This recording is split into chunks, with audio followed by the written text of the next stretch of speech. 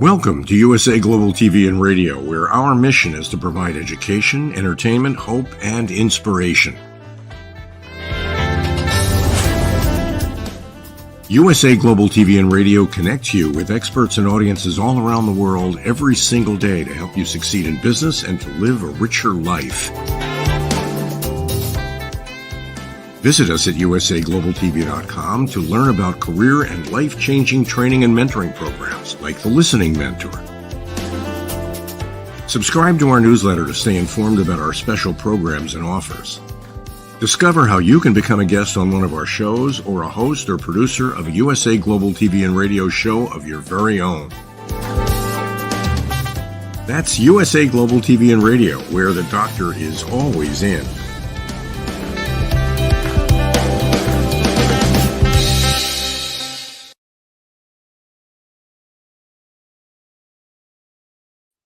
Hello, everyone. Good morning, good afternoon. Welcome. Also, good evening. We can't forget people who are in the evening time zone. This is USA Global TV and Radio, and I am Dr. Jacalyn Kerbeck, and it's my pleasure to welcome you to our show today. Our show is Authentic Achievements, and our topic is finding fulfillment beyond external validation. Wow, that is a big one, right? Joining me today is the star of our show. She's actually the creative genius behind Authentic Achievement. She has her own platform, which we'll hear more about. She's located in the United Kingdom. She is an author. She's a coach. She's a mentor. She's a TEDx speaker. Let's welcome Kim-adele Randall to the show. Hello. Hi, Dr. Jacalyn. How are you? I'm well, thanks. How are you doing? I'm really good. Thank you. I'm really good. I always look forward to our conversations. So I'm super excited for this one. Thank you. I do too. And just for people joining us for the first time, whether they're on Roku Worldwide or on Amazon Fire, we don't have any script. So there's nothing that's been rehearsed. And Kim-adele has no idea what I'm going to ask her because I don't know what I'm going to ask her. So I really do enjoy this. So I just mentioned to our audience that you are the creative genius and the founder of Authentic Achievements. You have your own platform. Tell us, what is Authentic Achievements and how can people get involved in getting interviewed directly by you? Of course. So Authentic Achievements was really born out of eventually finding myself and realizing that success was whatever worked for me. As long as I was being kind and as long as I was being considerate to other people, that actually we can pick our own measure of success. And I love today's topic. I'm looking forward to talking about that later. But once I realized that that you could get that validation internally, then things became so much easier. And I wanted to be able to share other people's authentic journeys to their achievement, to hopefully inspire others to be able to find the path to what they want to achieve. And so Authentic Achievements was born. And Dr. Jacalyn, you were so gracious to give me the opportunity to bring it here to USA Global TV and Radio, for which I'm super grateful. Well, thank you very much. I'm super grateful as well. Something I want to just touch on because I think this is really important. You've gone through a lot in your life. You've definitely had some major challenges that you've overcome, and yet you're still here smiling. And what I'd love to have you just give an overview because you're beautiful, you're intelligent, you're successful. People don't realize that you have a backstory that maybe other people wouldn't have even been able to comprehend or make it through. So, I know that's a big question, but if you can sort of break it down, what are some of the major challenges that you've had to overcome? Oh, great question. And I do often joke if I were to do my memoirs, it would be 3 divorces, a stalker, and a legal in a critic, because I have had all of those. I've also had 3 potentially life-threatening illnesses, a couple of car accidents, miscarriage, and then became a mum late on in life and refound myself. So I think sometimes we look at what we see and we assume that everything's always gone swimmingly, and yet very often people have gone through things that we just don't expect. And I look at some of mine, and although they were really big lessons, they were great blessings eventually. So I think what I've learned in life is when you're going through it, it doesn't always make sense, and you don't always understand why you've got to go through what you're going through. But everything in it is either a lesson, a blessing, or both. So what I've found is when I'm not feeling very blessed, I look for the lesson, and that's where the blessing is waiting for me. I love that. I love how you brought it all back together and made a positive out of it. When you were going through your journey, were you ever feeling alone or isolated because you were going through it and you were going through it by yourself? Yeah, often. And even though I was surrounded by people, I distanced myself a lot from people. I didn't want to be a burden to them. I didn't want to add to whatever was going on in their world, and inadvertently, therefore, possibly made people feel that I didn't need them when I did. And there've been moments where, I remember one particularly melodramatic moment that I went through, when my marriage had just broken down. I was facing surgery. I'd just quit my job. I'd overnight become a 44-year-old unemployed single mum. It's like, oh my goodness, can life do anything else to me? And I remember being laid on the kitchen floor in floods of tears, thinking, I don't even know how to breathe. And I say it's melodramatic because clearly I do know how to breathe, and I'm still here, and I carried on breathing, and that was 6.5 years ago. But at the time, I was that lost that I didn't know what else to do. And I was fortunate, and I've shared a lot, and I know you know, Dr. Jacalyn, that my little girl is my North Star.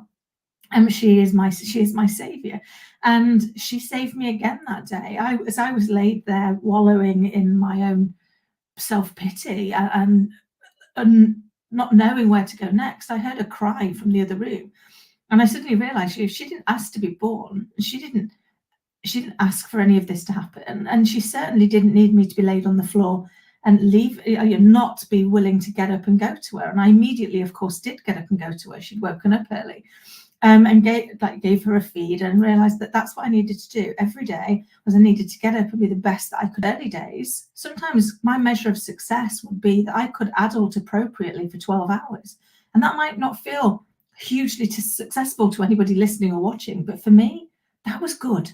That was an achievement, and it meant I could keep moving forward. And I learned through that process that actually that's what I had to be. I had to work out how I could find some moments of success and kind of cling to them to allow me to keep growing, to keep moving forward.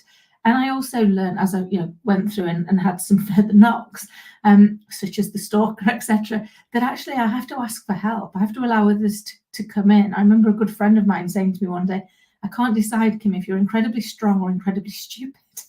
And I remember responding, probably both in equal measures. Probably come across as extremely strong because I don't want to add to anybody's burden, and that makes me equally extremely stupid because I don't have to go through this alone. Absolutely, absolutely. And I just am so in awe of you, everything that you've accomplished, and being a mother later in life, and knowing that your daughter really needs you, and that what you said, she didn't ask to be born. I think we all have that feeling of wanting to be needed. And sometimes it goes to the extreme where you feel like you're suffocating. So when we think about being validated, it feels good to be needed, right? It feels good to be wanted. Where does that line get drawn in the sand where now it's like someone's clinging to you constantly? They're totally dependent. Not a child, obviously. We're talking about adults, but where is that line in the sand? Oh, that's a great question. And as a lifelong people pleaser, I've crossed that line numerous times, and then found myself in my desire to help people, realizing I'm not helping them. I've actually become their crutch, and that means I'm not passing on any wisdom, any knowledge, any experience that they can take for themselves. And then you become drained. I'm very guilty of having lost myself a few times in my desire to help others, and I never really understood the analogy they said that you should put your own mask on first if you were ever in that situation on a plane. I was like, well, why would you? Surely you'd put it on, the child or somebody else. Until I realised what would then happen. So if I didn't put mine on first and I got Scarlett's on, but then I was unable to put mine on, I'd be leaving my little 7-year-old knowing nobody and with nobody to support her. So actually I stand more chance of helping her if I've put mine on first. And it really took me into a place of having to build appropriate boundaries. And to start off with, I found that really, really hard, because putting myself first in anything felt extremely selfish, until I realized unless I did that, I couldn't be there for other people as much as they needed you to, because eventually you get drained. And as the saying goes, you can't pour from an empty cup. So we have to learn how to kind of set those boundaries and how to appropriately extract ourselves from those situations where actually we're no longer being supportive, we're actually being an enabler. And it was really hard for me when I realized that I'd gone from my desire to help people to actually becoming an enabler for them not to help themselves. Interesting. Yeah, absolutely. And we talked about that on some of our earlier shows. People can always go over to our YouTube channel, USA Global TV and Radio, and check that out. So here's a question I have for you as a follow-up to that. We've talked also about trophies. Everybody needs a trophy. Everybody's getting a trophy, awards. I happened last night to watch the roast of Tom Brady. I don't know if you've heard about this or not, but the reason I'm bringing up is because you take a person who's accomplished so many things, and then you actually tear that person down and make fun of the person of all the things that they've accomplished. So we're talking today about external validation, which can be taken away in an instant. And so maybe you accomplish something. Let's think of the Guinness Book of Records, and then somebody outdoes what you did, and now your achievement no longer has value. I'm putting in air quotes. Yeah. So when we're looking outside for validation, it can be taken away at any time, but yet we're searching for it anyway. It's so true. And yet I know, certainly in my own experience, even when I got that external validation, I still didn't feel I earned it. I still didn't feel it was really mine. I remember once, and it was actually when I was at Sage, and I'd not been there very long. I'd been there 3 months. And I got awarded Leader of the Year for the person who most lived and breathed the guiding principles. And I was convinced that they didn't mean me, even though they gave it to me. I stood there and I received it. I took the award home. I was like, oh, they've probably got a point to prove to somebody else, or maybe it was just a mistake. A million reasons why it shouldn't actually have been mine. And I was so disrespectful inadvertently to receiving that award, because I was so convinced I wasn't worthy of it. I didn't deserve it. I hadn't earned it. That actually years later, when I spoke to the person that gave it to me, and they chatted to me about all the things that I'd done that they'd admired, I realized I'd inadvertently dismissed their view that I was good at something, because I couldn't attach their external validation to my internal rendering of who I was. So I've seen this external validation work well and work badly on both sides. One, it can be the only thing that prompts us to feel like we're doing okay. But secondly, you can get it and still not believe it, in which case it's almost like not getting it anyway, because you don't take ownership of it.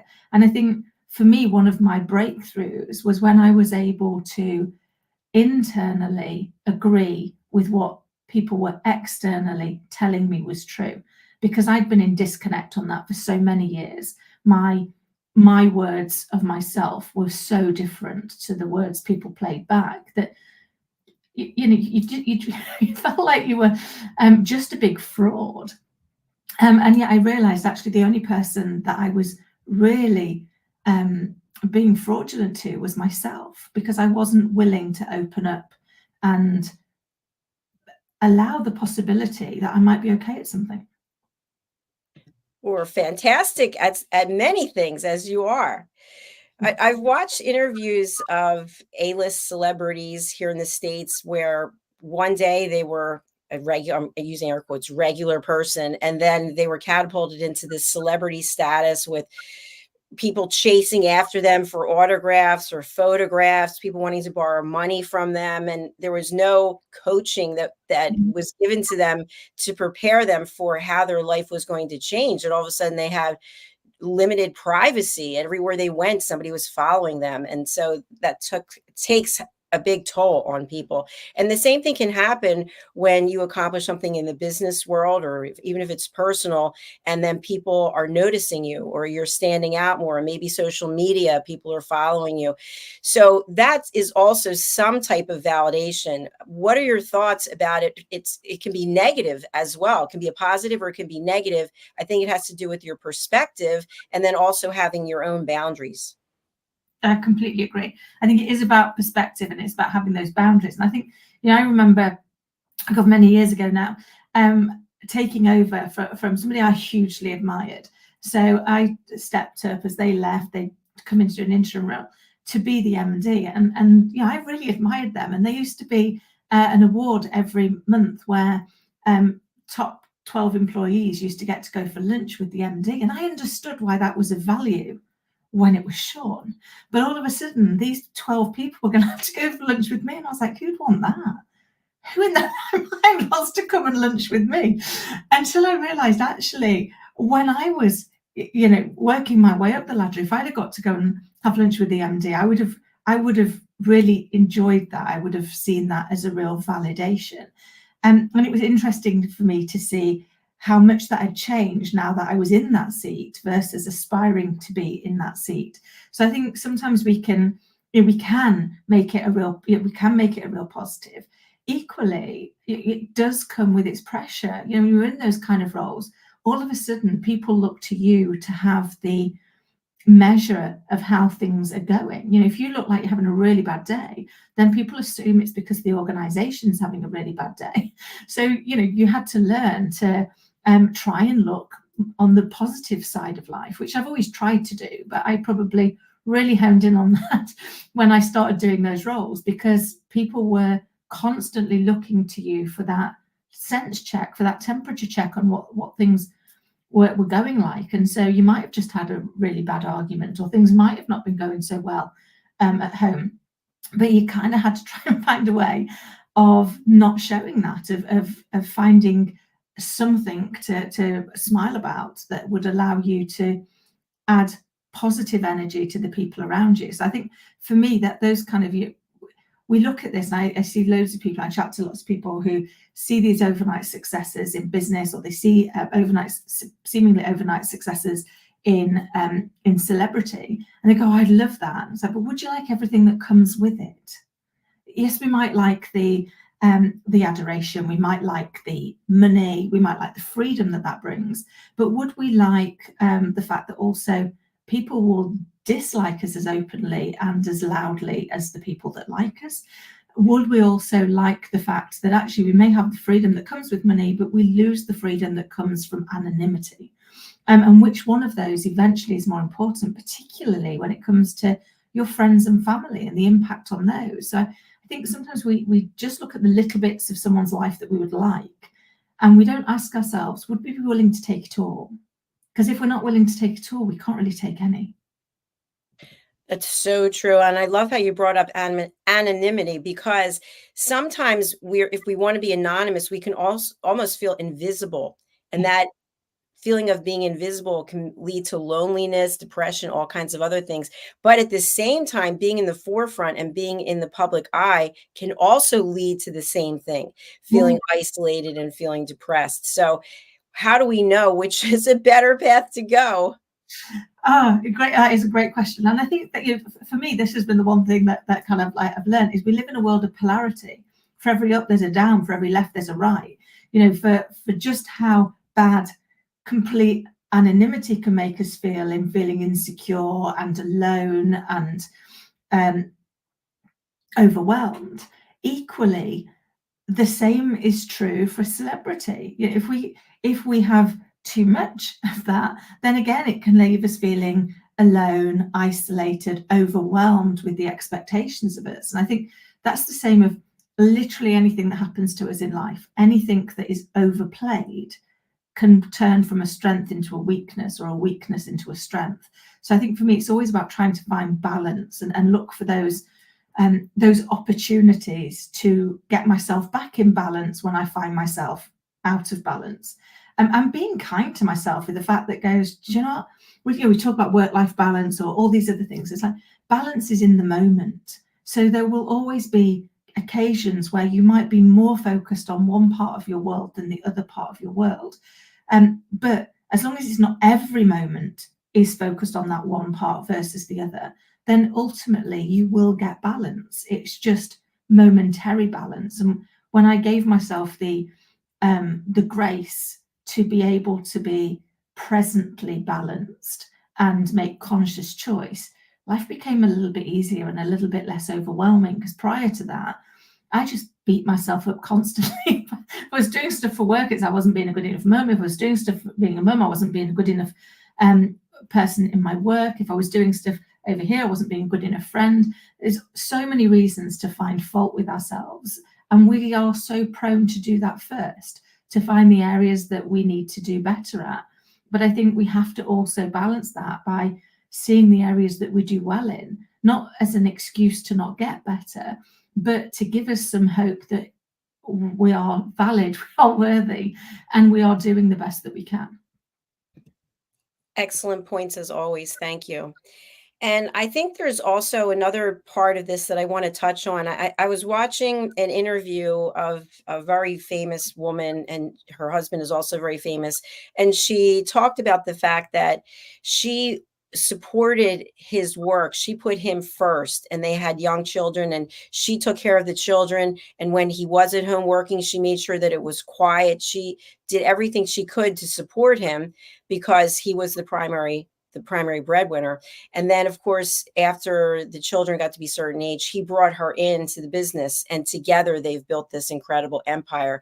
So my point is, what if you're in a partnership, a relationship with someone, and they don't support what it is that you're doing? And so instead of giving you that validation, they are constantly putting you down. You're never around. I don't get to spend any time with you, slowly chiseling away at the foundation of the core of who you are. It's really hard. It's hard when that happens. And I've had that. I've been in that place. And it makes a tough situation already tougher. And at the time, I was already somebody who found my faults. So somebody else sharing my faults was great. That's more, bring them on. Because I was definitely in a place of let's look for things that aren't. But I think in any partnership, it's about being really honest with each other. And it's about kind of sharing what we all need to be able to thrive and survive. Each part is equally valid.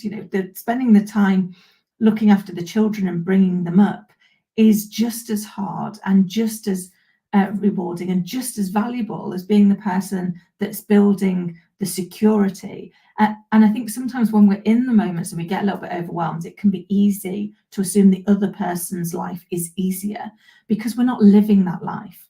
We're living our part of that life.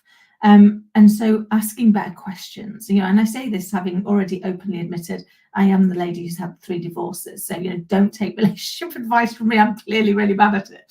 But I think when I think about my friends and the relationships that I've built since, they're so much better when we're being honest with each other and, appreciating the part the other person plays and sharing that. I do that with my little girl all the time now. We could very easily go, oh, it's really hard work for me. I'm a single mum and I run a business and I've got all these other things that I'm doing, and I've got my little girl to bring up, which I do mainly on my own, and I need to teach her all these things. But actually I see all of that as a blessing, and therefore when she can, the little bits that she can do, I make the time to tell her how much I appreciate that I appreciate the bits that she's done and how much easier that's made my life, because that is probably something I didn't do well previously. I didn't acknowledge that even though they might just be doing a small thing, that was one less thing I had to do. I always appreciate how honest you are about your life. Thank you for that. What if the validation we're looking for is not from another person, but it's from the almighty dollar, the euro, the whatever currency, the pound, and we're doing what we think is great work, but the money is not in alignment with where we think we should be. And this happens all the time. Yeah, it does. And I think that's because we're focused on the wrong thing. And I've been guilty of it, really guilty of it.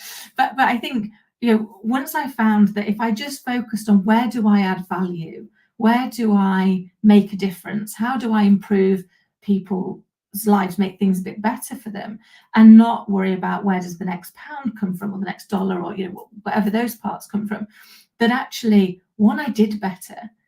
So I was more impactful for the people that I was helping. But two, the rest of it worked itself out. I found that whenever I was chasing the money, it was never there. Whenever I wasn't chasing the money, but I was chasing the value I could bring, and I was measuring my success on the value that I'd added. I spent many years in corporate life going through meetings that were a total and utter waste of makeup. And they really were. That I made my mission when I set my own business up to never put anybody in that place. So, my measure of success is that people don't get to the end of a meeting with me and go, that was a total waste of makeup. And it totally shifted my perspective. So it was very much about how can I go back to my roots? As you know, Dr. Jacalyn and I started out as a hairdresser, and there they taught me that actually your job was to find out what was really important to your client. So to understand what it was that they wanted, to help them to try and achieve it, and to have them leave you feeling their very best version of themselves, so that they went out with that value. And that's kind of where my passion came from. And once I started focusing on that in the work I do now, which, yes, is very different to hairdressing, but it's the same three principles. What is it the individual or the organization really wants to do? How do I help them get there? And how do I have them feel better and increased as a result of the interaction with me? And when I achieve that, not only did their businesses grow and thrive, but I feel like I'm adding value. And then, funnily enough, money seems to come back into alignment. I have never heard that statement before. The meeting was a waste of makeup. I love that. It might be Kimism. My friend tells me off for those. She goes, "Oh my God, I got Kimism into a work conversation." You've got the weirdest analogies for everything. And I was like, yeah, so how it works in my head. No, that's a good one. It's a good one. And I was also in corporate, as you know, and I think part of the challenge is even when you're getting a paycheck, right? The check is coming, it's going to be in the bank account. You have really good benefits in some cases. I know for me, I traveled the world, stayed at 5-star resorts, but yet there was something missing and I wasn't feeling the validation there. So I'm in a completely different place today where I feel very validated, but the money's not the same. And that's kind of where wow, it'd be great if they were equal and commensurate. And I guess it's a matter of time. It's a matter of perspective, and it's finding the value and focusing what is that value, because I think that was a great point that you made. We don't often do that. We get so immersed in this tunnel vision. And we, as I love to say, we're no longer that eagle flying above. We're that pelican with our head in the sand. Yeah. And I encourage you to ask yourself the question, what is my fulfillment worth? So you're now feeling fulfilled and validated because you're doing something that you love and that you're great at, and that adds real value to the world. Yes, it might not yet thoroughly align with what you were earning before, but would you pay the difference to get this level of validation, this level of self-fulfillment, this level of feeling like you're on the right path? Very true. Very true. And I think it's also interesting that as one person, you do a number of things, I do a number of things, and we can feel validated for certain things and maybe not for others. And I'll give an example. As you know, I teach fitness classes and I've taught fitness classes in the past. And sometimes I really struggle with the fact that I'm 61 and I feel like that imposter syndrome, like should a 61-year-old person be teaching fitness classes? And then I think to myself, well, knock on wood, thank you, God, I am really strong and I'm in great shape. Thank you. Why not? Why not? If I can motivate people and inspire people to push themselves, and then also at the same time ask people to listen to their bodies and do what you can. But I feel that it's interesting as a broadcaster, I feel very validated. I feel very, very very happy with my skill set. Not that I'm not willing to learn, I am. But then there's other areas in my life I'm kind of like, well, I don't know.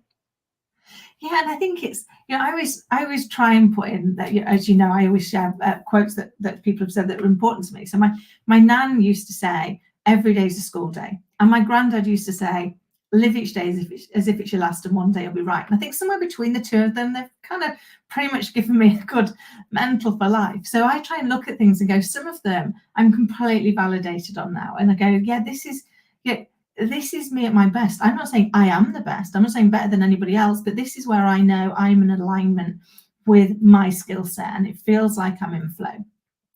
But because I want to learn and I want to grow and I want to develop, there are some things where I am not there yet. And we've probably all heard that whole analogy of like when you learn to drive a car and you start out and you're unconsciously incompetent. So you have no idea what it is you don't know. And then when you go for your first lesson, you become very consciously competent. You now know how much you don't know. And it's all very terrifying. And then they kind of teach you kind of how to do it. So you become consciously competent. So you can drive it, but you have to think about every move and you have to do everything very carefully. And then if you're like me, I passed my test 30 odd years ago. Now I'm unconsciously competent, that you kind of get in and it's a second, it's like a second skill. It kind of comes without thinking. We all have those moments where we kind of get to one part of the road and go, I don't really remember doing that last bit. I know I was paying attention, but I wasn't thinking about, have I done mirror signal maneuver in the same way that I did 32 years ago when I was sitting my test? And I think that's true of the skills we've got in life. So I always look at mine and go, okay, if I'm growing, if I'm continuing to try and be the best that I can be, then I should have a lot of things where I am unconsciously competent. They just feel like flow because I'm there. But I'm also going to have some where I'm consciously competent. I can do it, but I have to really think about it. And I'm going to have some that I'm unconsciously incompetent about because I've not tried to learn them yet. And actually that for me feels like a pretty good balance, because as long as not everything is where I'm consciously incompetent, and there's the odd thing that I've made it to where I'm like, yeah, this is pretty good. This is like me on Barocca.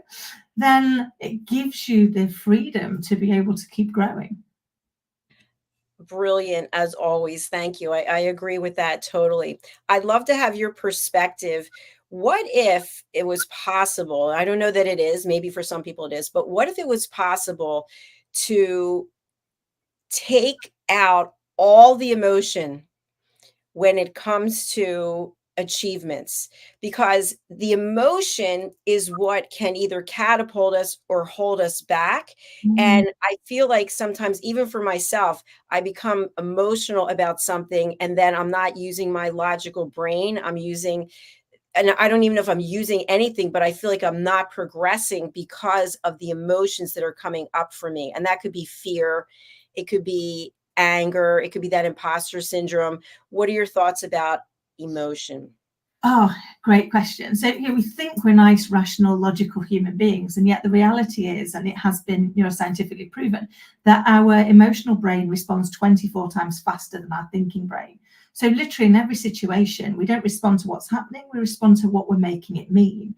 And I think sometimes it's not about removing the emotion, it's about sitting with it. So why am I fearful? So fear hasn't happened yet. I've had to imagine the thing I'm fearful of for me to be fearful of it. But equally, I'd have to imagine the thing I'm hopeful for, because that hasn't happened yet either. And both of those will have been created in the same brain, mine. So I get to choose which one of those I think is more likely and more credible. Now, my natural stance is to believe that more likely and more credible is the thing I'm fearful of. But I realize now that that is just the thing that holds me back.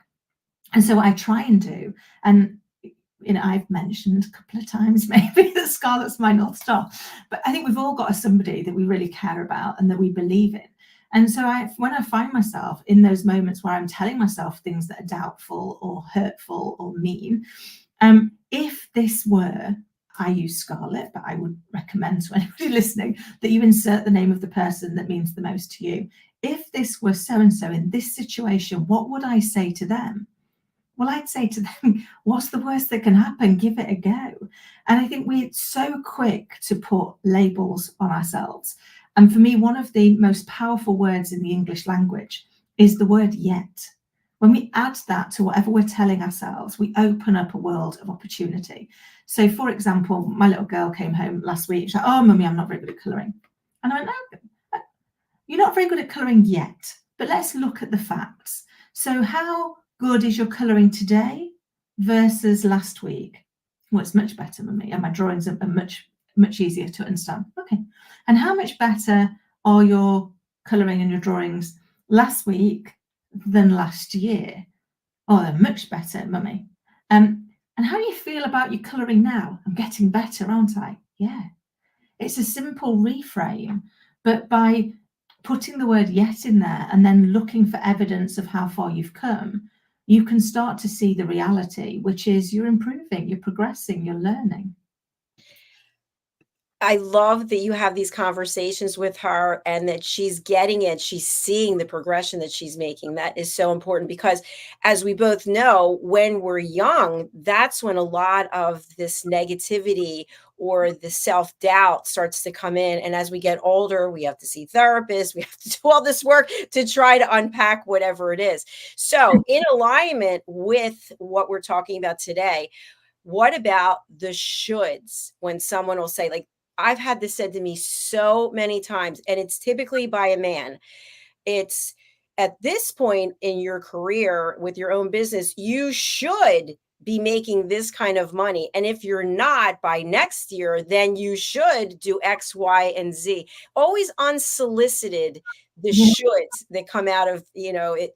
And there's no consideration for how I feel about how I'm doing, the passion that I have for it. It always comes down to the bottom line, which is the dollar. It's true. That's because we like to stick our opinion on something that's measurable for other people. But when you really dig into some of the real success stories, where people have gone on to make them, to become self-made millionaires and billionaires, they've made lots of mistakes. A lot of them have been bankrupt and they learned from it. So it's all very well and good with our shoulda, woulda, couldas, but actually sometimes you've just got to I always smile when people say that and say, oh, I could do that, thank you, I'll consider that. But I recognize this bit's my life and this bit's they're my mistakes to make. And that doesn't mean I won't learn from people, because I will. But I do know that sometimes I've got to go with what feels inside. And I can either allow the fact that, everybody else can make my business work so much better for me than I can make it work.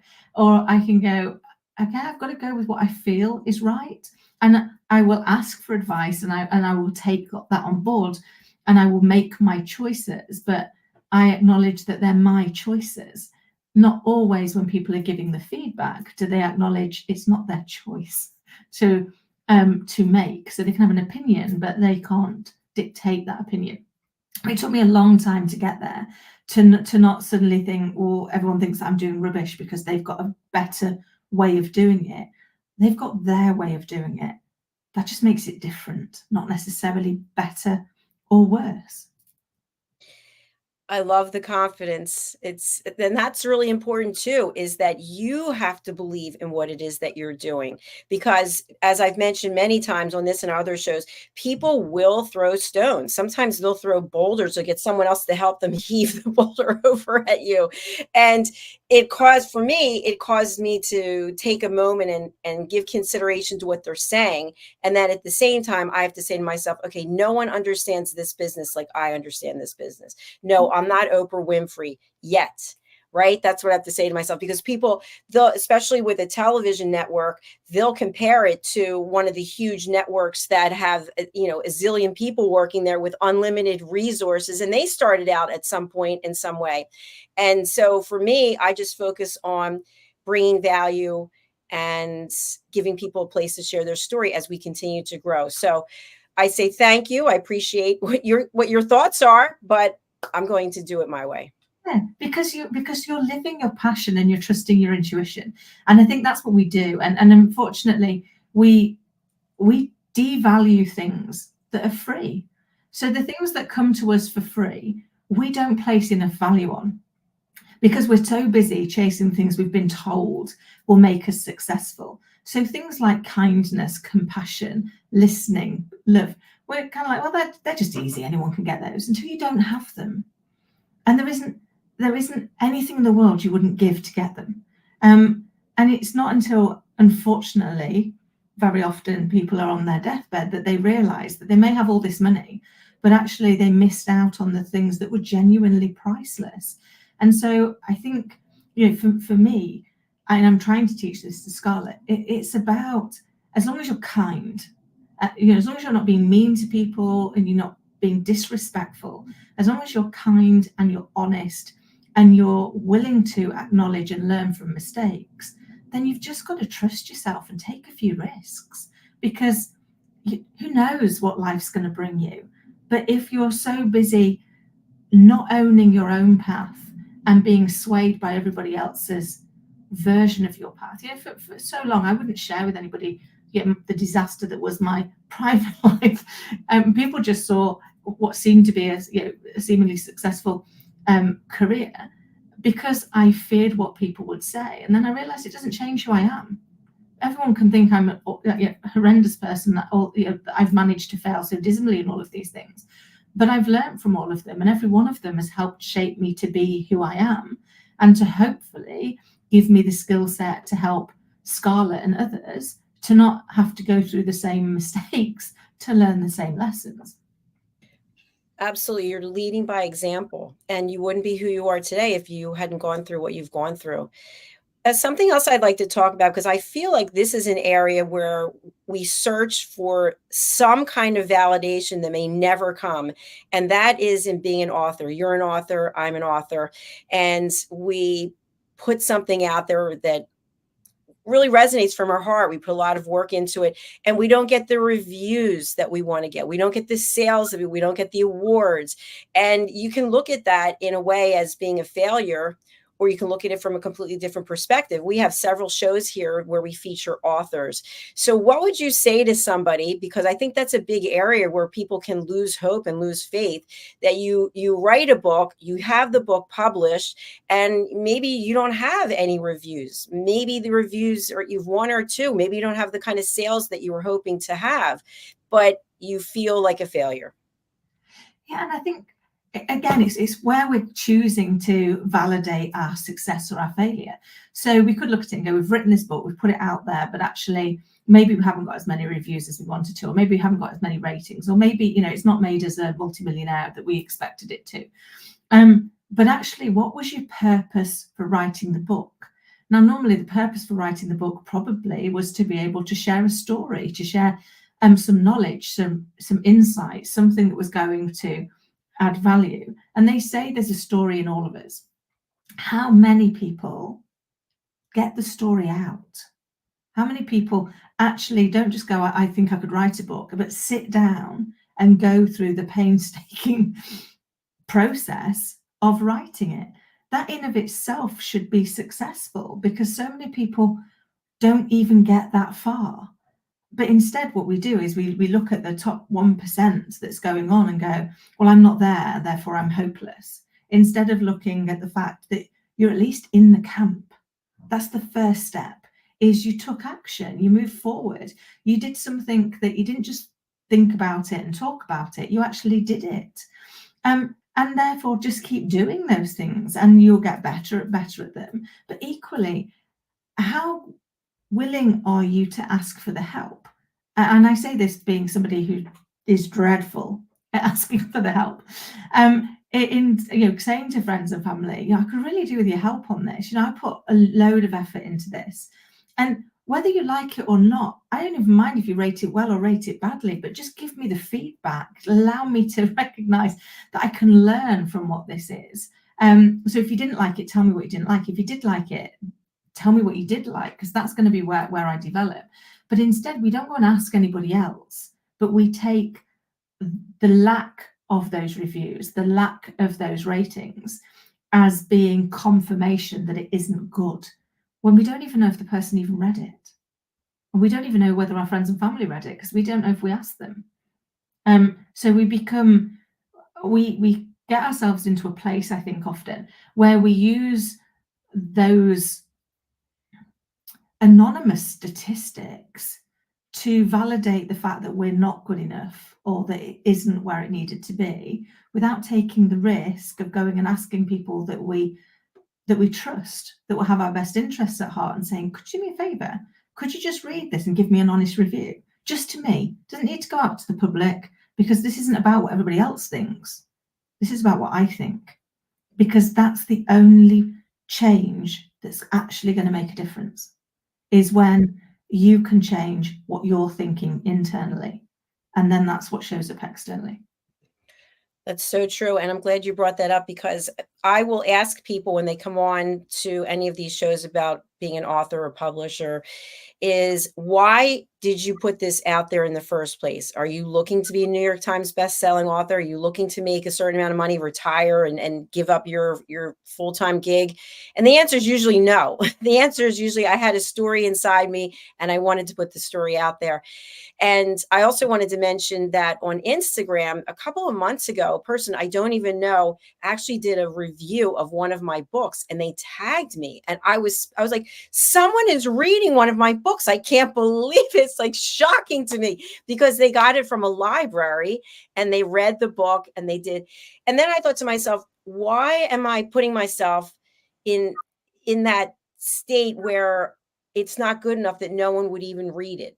That doesn't, like, why am I doing that to myself? So what I want to say on the other side is I teach these fitness classes, and literally after every class, I'll say to the people in the class, I would really love your feedback. Please share your feedback. And sometimes I get it. Many times I don't get any feedback, but then they'll give the feedback to somebody else, but they won't give it to me. So I know that you are also an expert in how to give feedback. Can you share some tips for our audience about constructive feedback and how to give it? Yeah, of course. I think some of the time, when we say to people, give me feedback. I remember doing this, when I first got my first director's role, I go, please give me some feedback. And I'm like, okay, I completely appreciate your big boss coming in and telling you to give them some feedback is probably the most daunting thing that's ever going to happen, because you've got no idea how I'm going to handle that feedback until you've given it. So you are taking a lot of risk, and I acknowledge that.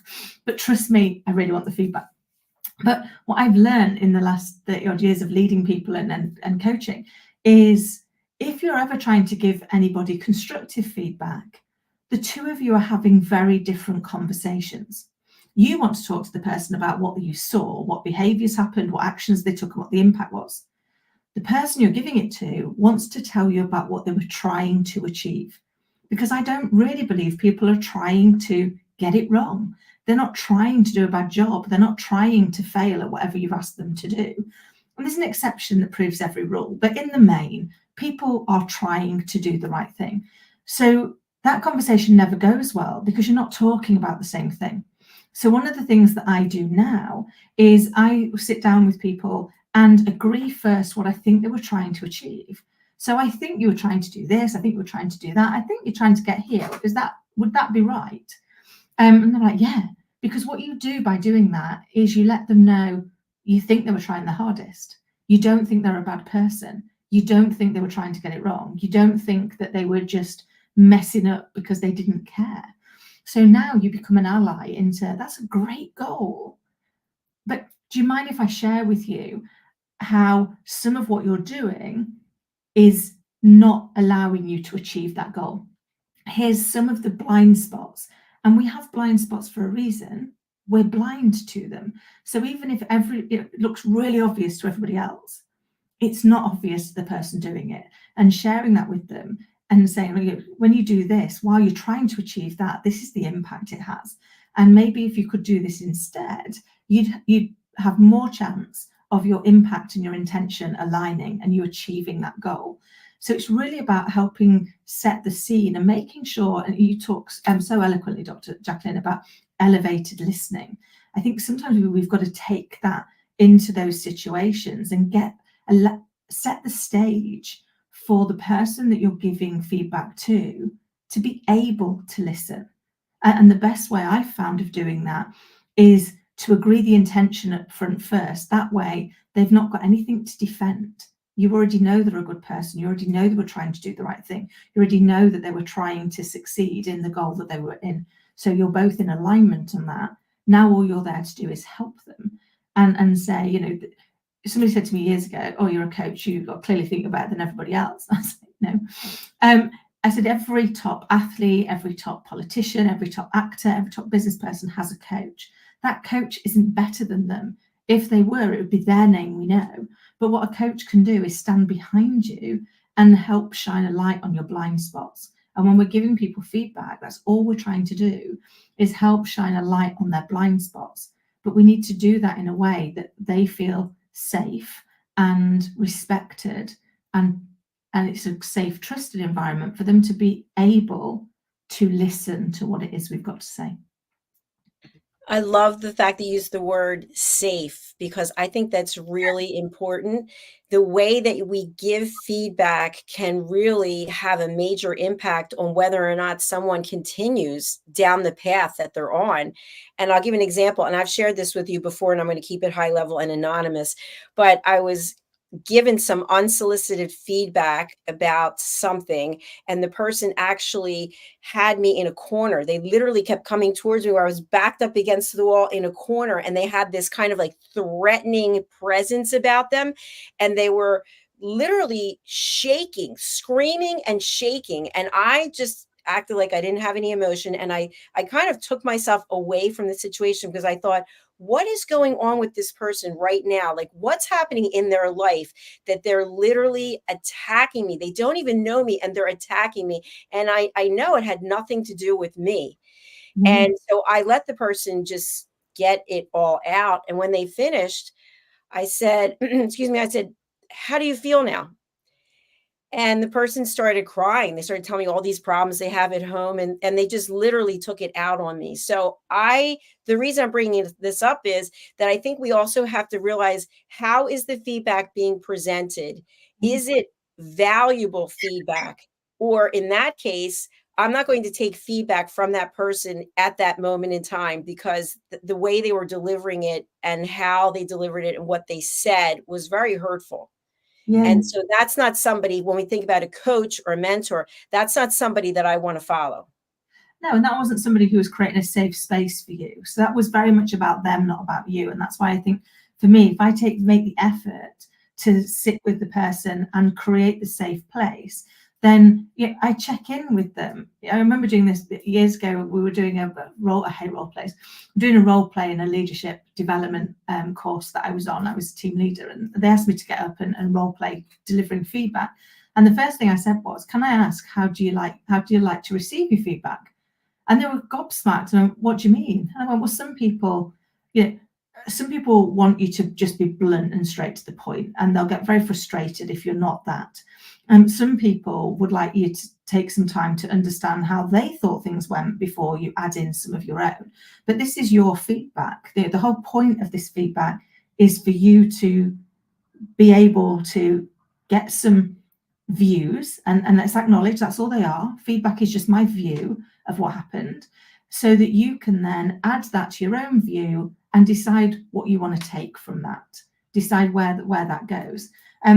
But once you realize it's their feedback, it's the gift you're giving them, and therefore you look at it and go, is this a gift I'd want to receive if I were them? Well, actually, if someone's willing to tell me my blind spot and share with me how to get out of it, and that's going to help me achieve my goal, then yes, I might be a bit embarrassed that I didn't get it right the first time, but I'd rather get the feedback and be able to move on and get my goal than I would continue to be blissfully ignorant in my blind spot and be happy over here. But it really is about setting that stage, creating that safe space, and helping people understand, what's my reason for giving you the feedback? Is it because I'm having a bad day and I want you to have a bad day too? Because pity loves a party? That's never my reason for giving feedback. Or is it because I genuinely want you to succeed? And in doing that, if I genuinely want you to succeed, I will take the time to create the safe space.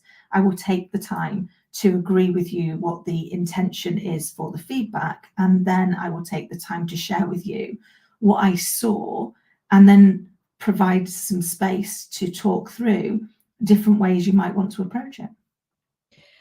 Kim-adele, I always learn so much from you, and I love how you deliver the information. You are the consummate professional. Thank you again for being here.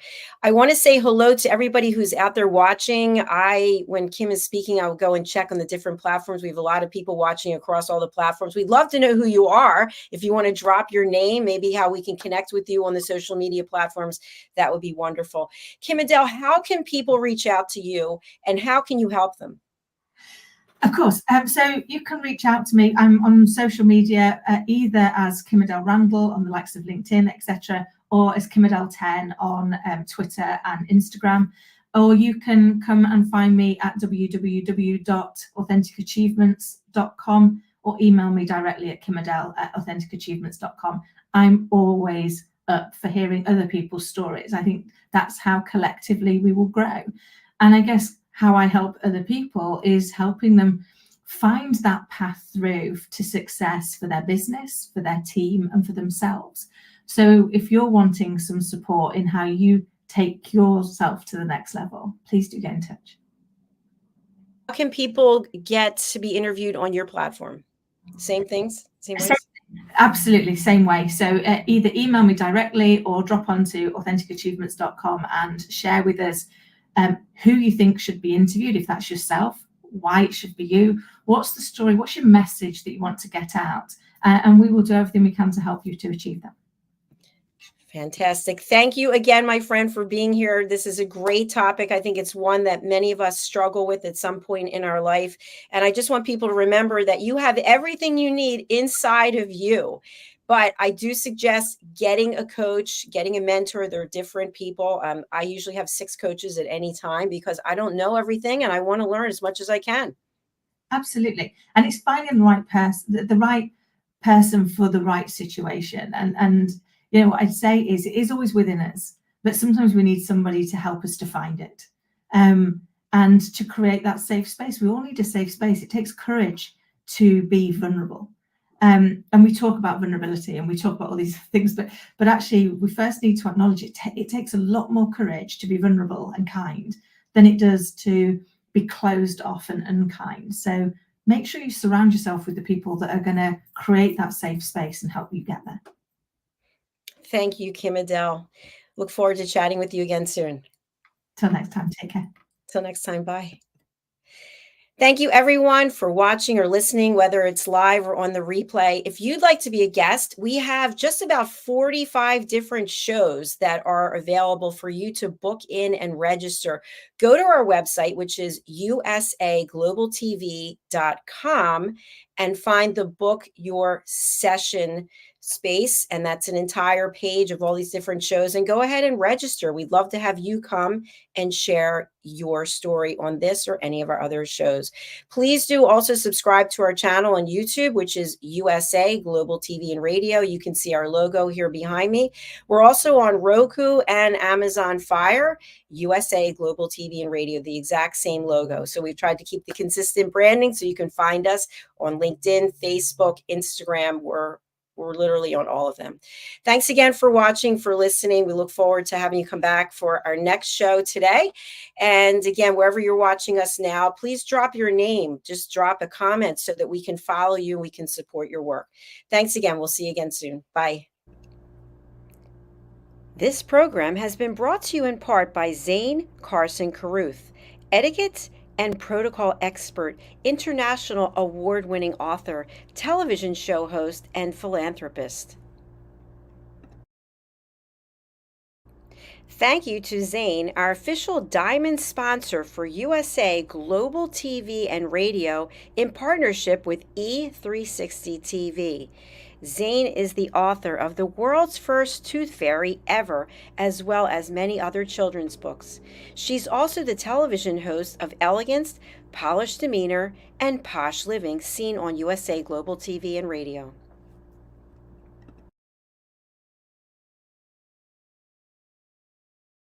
Hi, my name is Zane Carson Carruth, and I'm the author of this book, The World's First Tooth Fairy Ever.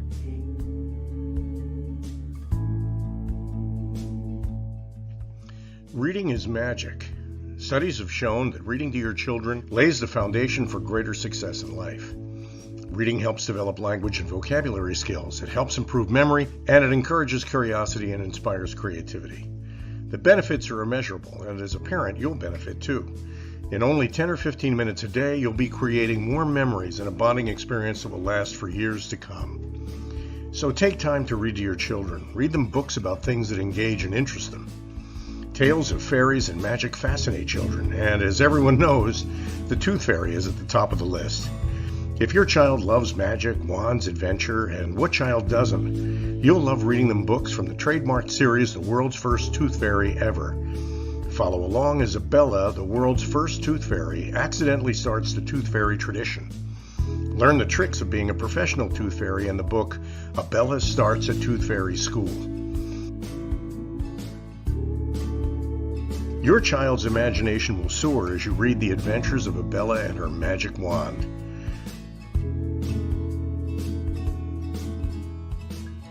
These wonderful books are available at worldsfirsttoothfairy.com and at Amazon, Barnes & Noble, and Walmart.